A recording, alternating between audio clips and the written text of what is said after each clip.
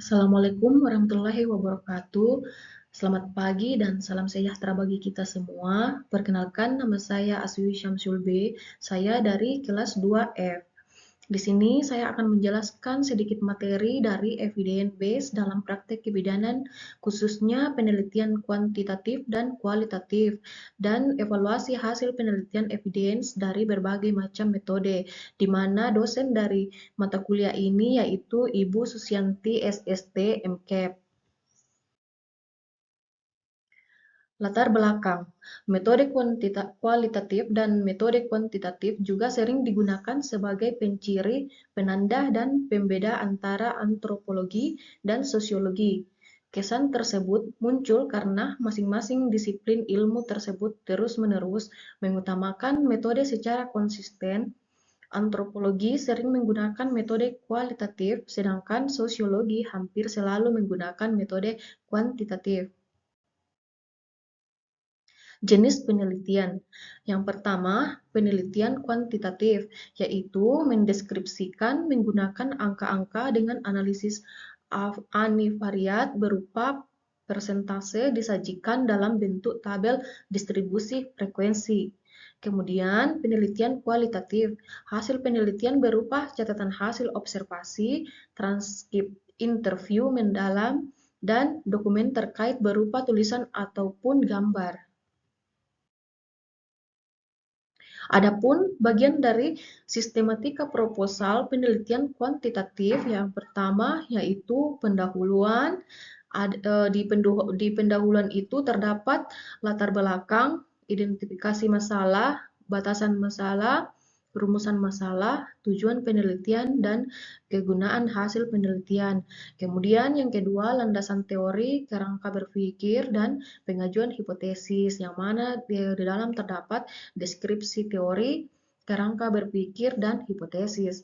Kemudian yang ketiga, prosedur penelitian yang terdapat di dalamnya metode, populasi dan sampel, instrumen penelitian, teknik dan pengumpulan data, dan teknik analisis data. Kemudian yang keempat itu organisasi dan jadwal penelitian yang terdapat di dalamnya organisasi penelitian dan jadwal penelitian. Kemudian yang terakhir, biaya yang diperlukan.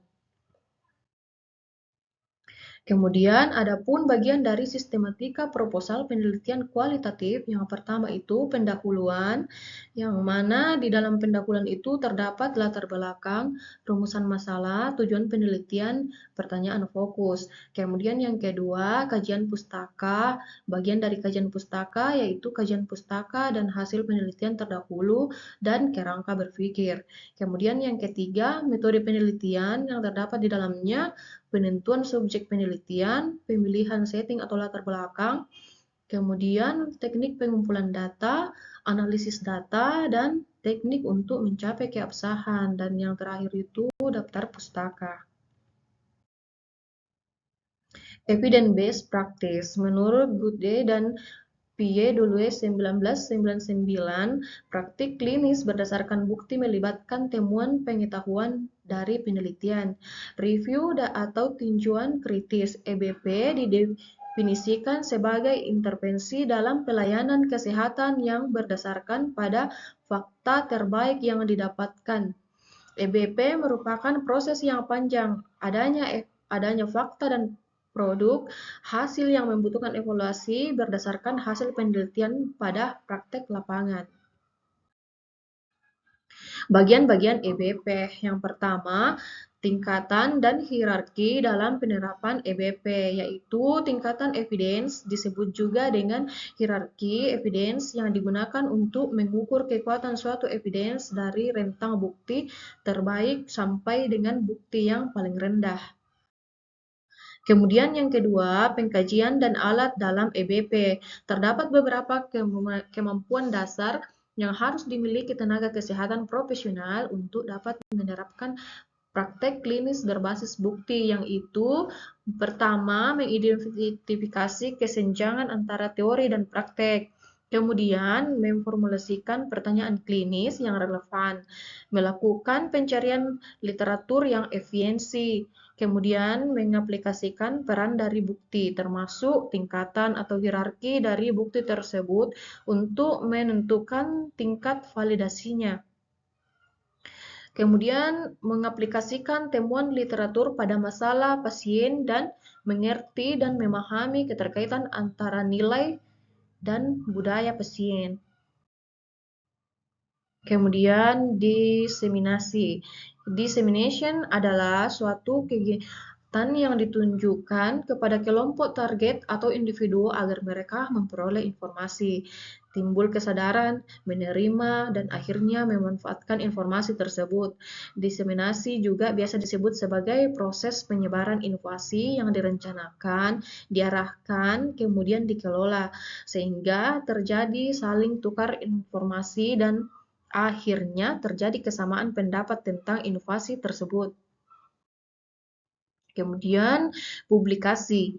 Menurut KKBBI, publikasi bermakna pengumuman atau penerbitan. Publikasi ialah hasil tulisan atau karya tulis yang diterbitkan atau dipublikasikan.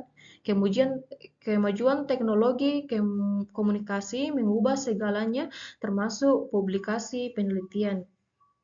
Sedangkan mengkomunikasikan hasil penelitian dengan sarana langsung yaitu peneliti secara langsung mempublikasikan hasil penelitian dengan presentasi kepada respon dalam situasi resmi seperti seminar hasil penelitian atau dalam situasi tidak resmi seperti ujian karya tulis ilmiah.